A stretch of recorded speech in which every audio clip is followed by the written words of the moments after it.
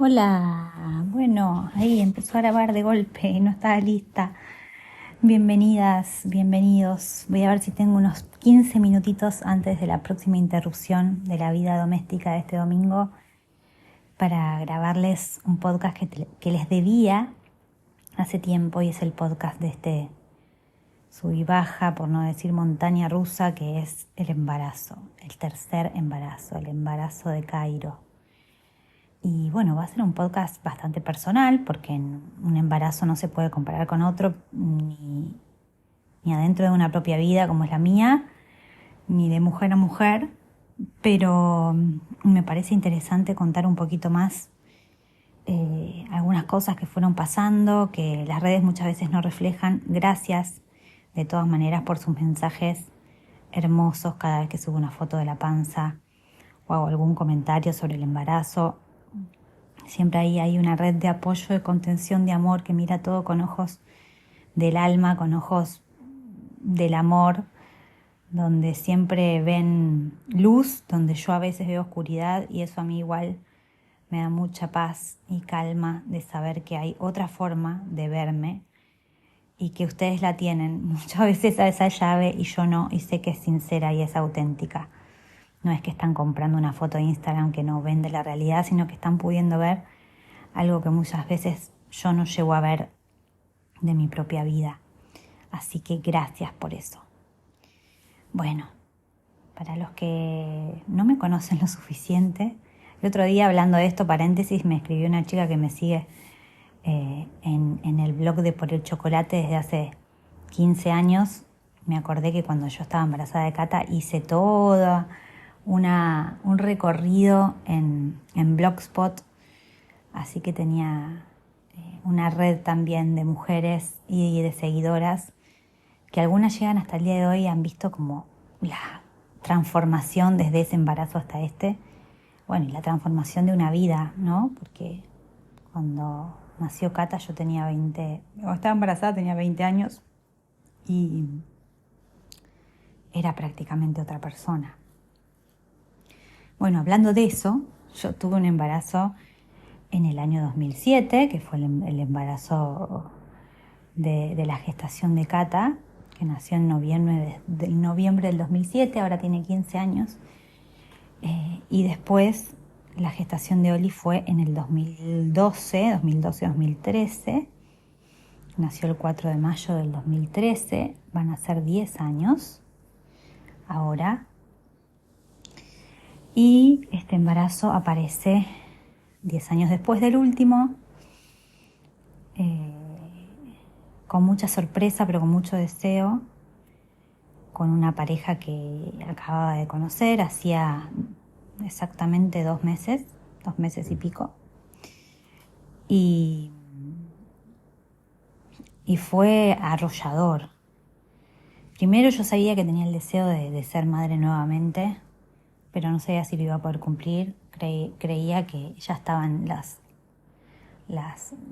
dados tirados, las cartas jugadas para que no suceda. Tenía una intuición muy grande de que no iba a suceder, de que ya estaba, por más de que el deseo y las ganas estaban. Me daba cuenta que tenía una vida ya muy estructurada y armada para acompañar a mis hijos preadolescentes, adolescentes, con mucho tiempo dedicado al trabajo, con muchos planteamientos sobre qué hacer con los espacios libres que empezaban a surgir cada vez más, porque bueno, mis hijos después de la pandemia están francamente 3 días y medio con los padres de ellos, entonces empecé a transitar ese estar 3 días y medio sola entre comillas, y si bien se iba haciendo grande el deseo de volver a gestar y a tener un bebé, porque son épocas en las que yo he conectado con mucho dolor, pero también con mucha inmensidad, con mucho amor, con mucha trascendencia de la vida, era difícil de imaginar un escenario de esas características. Cuando lo empecé a imaginar tenía otra pareja, una pareja larga, mi pareja más larga, que fue con la que no tuve hijos, que es mi pareja anterior, y por momentos lo soñábamos, y ya casi al final yo era más reticente y creía que no era el momento, que no estaba alojado en un momento en el que ese hijo se pudiese criar bien, que la familia ensamblada no estaba funcionando como creíamos, que nadie estaba lo suficientemente cómodo, cómoda. Así que los últimos años fueron años en los que con esta pareja anterior dejamos de convivir, entonces era como un reencontrarse también con otra forma de ser pareja, pero cada uno en su casa y con sus tiempos y con sus espacios. Era difícil imaginar que esto podía pasar. Y después de que me separé, apareció todo el deseo junto de poder cumplir ese sueño de realmente formar una familia como siempre la soñé y que no se venía dando a través de los años. Sí, grandes intentos, buenas personas, gente que se ha cruzado, bueno, desde los padres de mis hijos en adelante, pero por H o por B siempre llegaba un punto en el que costaba sostener la convivencia, la armonía, el que todos estemos cómodos, los proyectos en común, las formas, el respeto. Así que estaba envuelta en una crisis personal enorme a principio de año, muy triste, a principio del año pasado, ¿no? Porque ahora estamos en marzo. Muy triste, tal vez como nunca haya estado, sintiendo que nada tenía sentido y que bueno, que hacía las cosas en automático, pero que lo que podría ser un buen futuro para mí, que era justamente conocer a la persona indicada y gestar, posiblemente no sea en esta vida. Y en ese trajín, en esa crisis, en medio de esa crisis, con muchísimo dolor, con muchísimo sinsentido, en una depresión muy profunda y generando algunos circuitos para ir sintiéndome un poco mejor, conectando más con amigas y con ustedes, con el trabajo. También fui ahí conectando con mis ganas de conocer gente y bueno, eso no duró mucho porque Fran apareció el 1 de junio del año pasado y fue enorme, fugaz, mucho más grande de lo que yo podía imaginar. Pero no lo siento como un regalo, sino más bien, sí, un regalo conocerlo a él sin duda, pero sino más bien como que yo evidentemente me predispuse para un amor de esas características. Estaba famélica de todo eso que necesitaba, que quería, que deseaba, que anhelaba.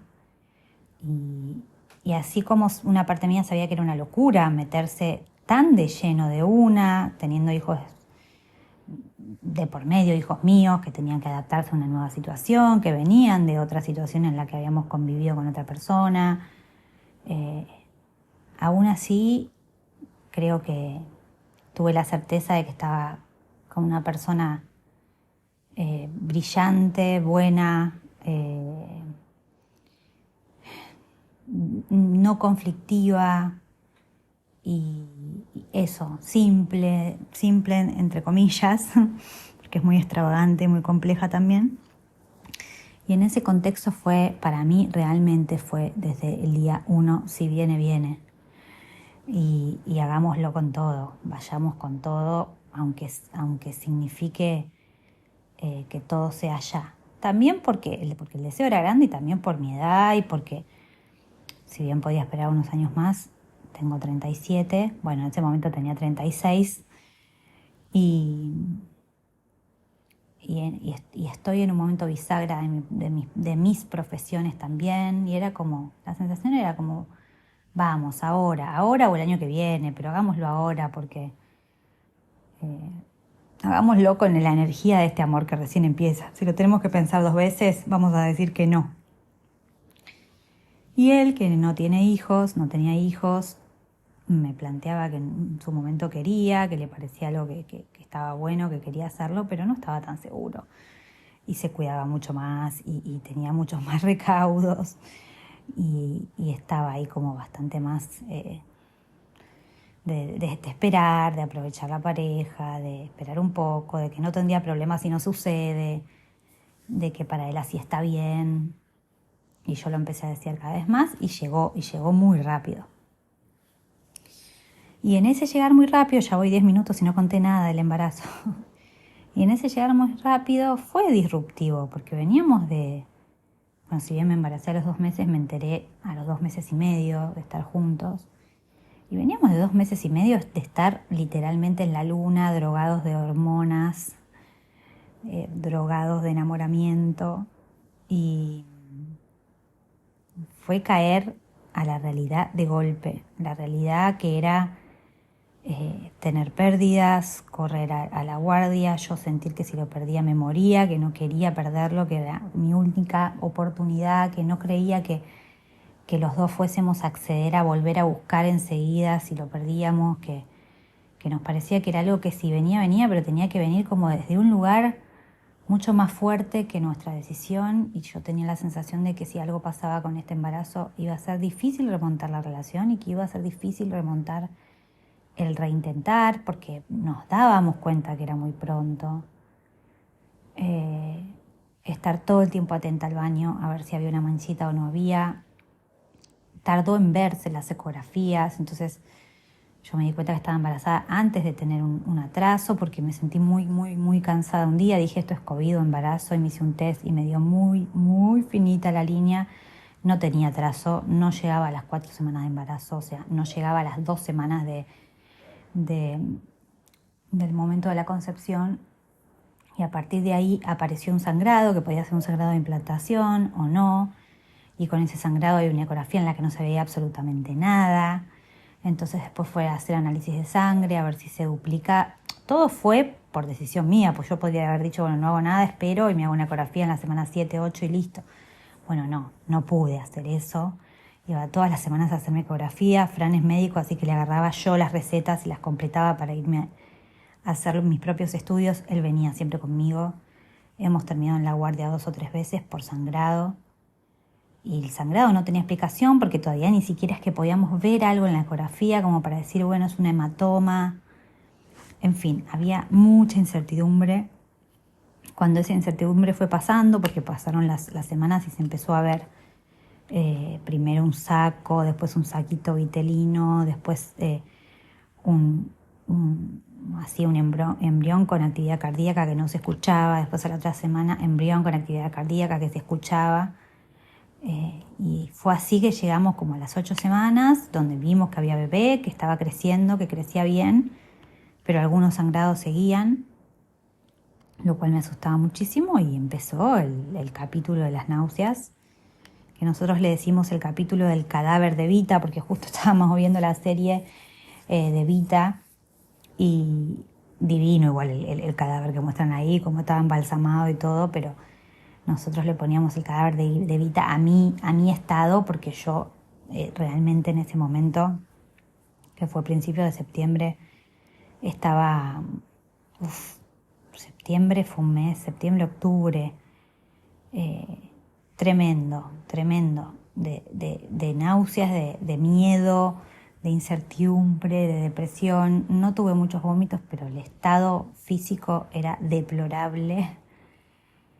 Y el miedo, la vida detenida, esperando para ver si esto iba a ser el gran cambio de nuestras vidas, para bien o para mal.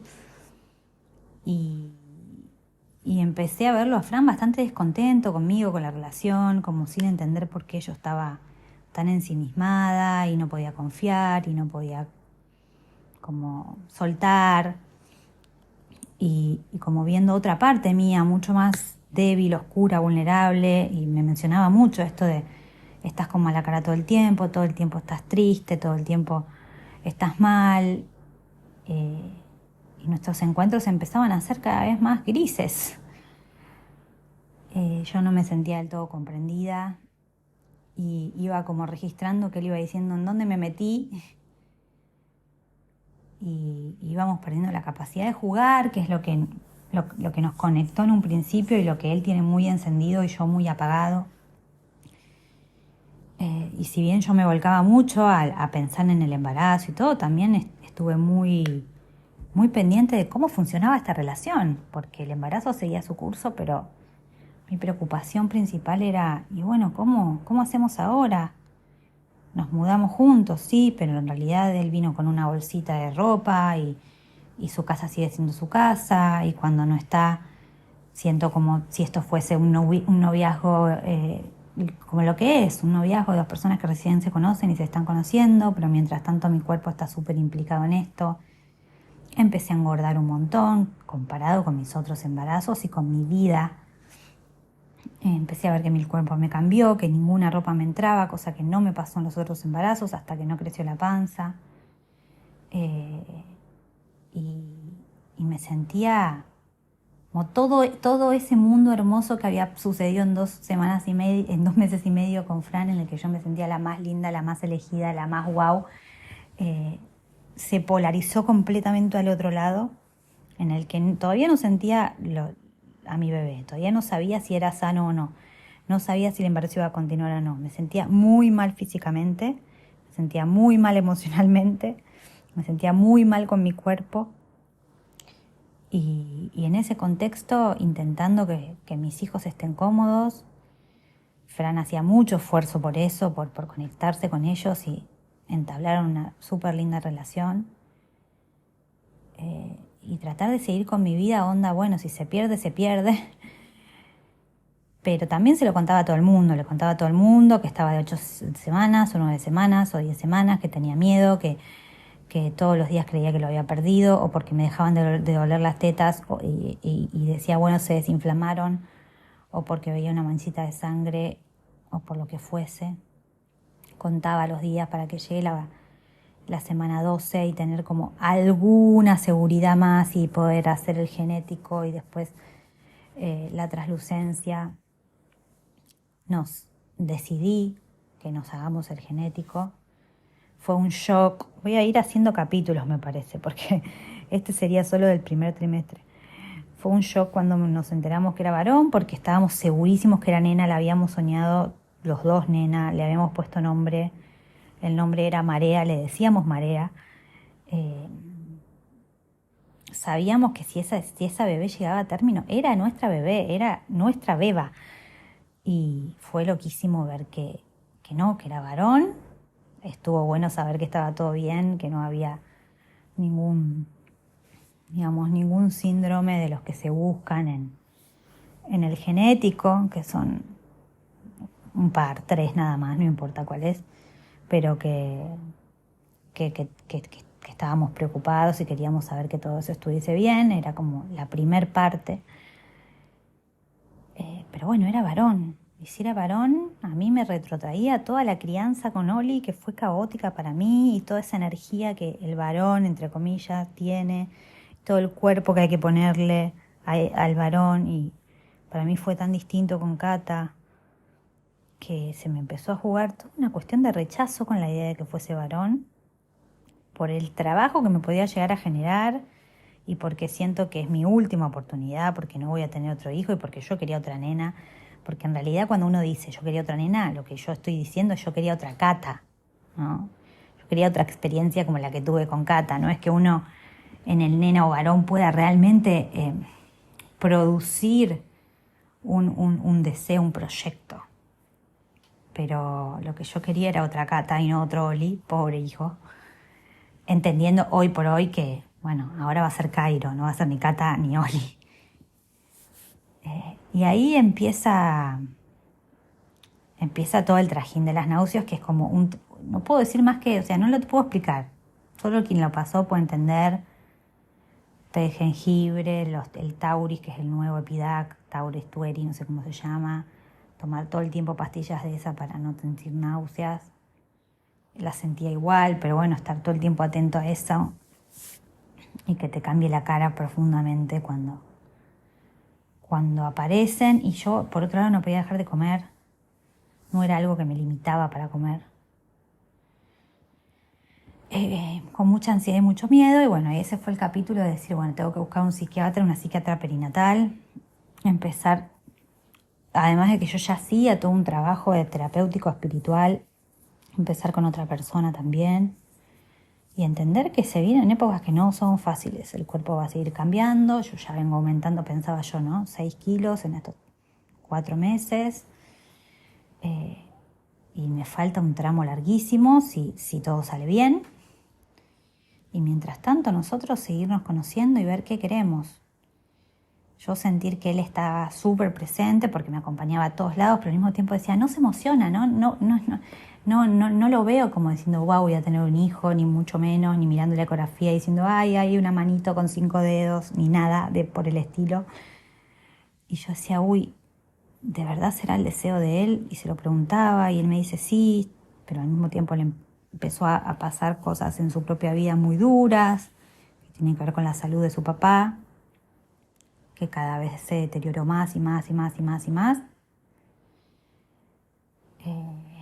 Y empezamos a pasar una etapa muy oscura de la pareja y del embarazo. A eso se le sumó situaciones laborales muy complejas para mí, que me hicieron pensar y repensar mucho en qué voy a hacer en el futuro y donde había que tomar decisiones drásticas de algunas cosas. Así que fue difícil el fin de año del año pasado. Muy difícil. Voy a hacer otro capítulo, me parece, para contar lo que fue el segundo trimestre y lo que va de este tercero. Sí, puedo como afirmar que cuando pasaron las pérdidas, digamos, y todo ese tren, sí, como vivencié toda una etapa en la que yo estaba mal emocionalmente, pero que me daba cuenta que el cuerpo me respondía muy bien, a pesar de los kilos de más y todo. No me pasaba como en el embarazo anterior, que tengo como el mero recuerdo, porque bueno, pasaron 10 años, muchas cosas no recuerdo sinceramente, pero me sentía ágil durante todo el verano, como hasta que no lo sentí, hasta las 18, 20, 22 semanas, me acordaba por momentos que estaba embarazada, no era todo el tiempo, y hacía mi vida prácticamente igual, no es que dormía más o estaba más pendiente de algún dolor o de algo físico, no, para nada.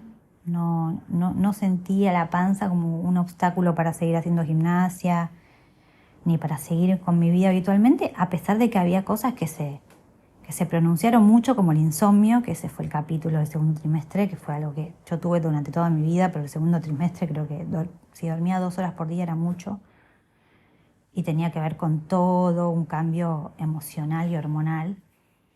Pero más allá de eso y del cambio de talle en el que tuve que soltar toda mi ropa literal, porque salvo algún vestidito que me entre y una remera, no me entró ni un short ni un pantalón, hasta las bombachas, que le agradezco a Café Corpiño, que me llenó de lencería, porque no, me cambió mucho la forma de las piernas, sobre todo de la cadera, muy tempranamente en relación a tener o no tener panza. Así que bueno, eso puedo contar del principio del embarazo. Y ya estamos en la semana hoy 35. Así que hay mucho más para contar, muchos otros capítulos, pero los voy a dejar para los días que siguen. Bueno, termino acá y después grabo otro. Gracias, besotes grandes.